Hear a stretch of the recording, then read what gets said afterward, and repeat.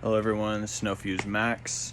I haven't posted a video in a while. It's because I've been having issues with my transmission again, due to the last one having like a jerry-rigged mount. So I get it back tomorrow, but I've been getting a lot of people asking me to post some videos of the exhaust. So I'm going to post just the videos of my exhaust I have for now. I'll post some revs I'll post some revs after I get it back tomorrow and all set up, and then I'm putting some new underglow on it tomorrow also.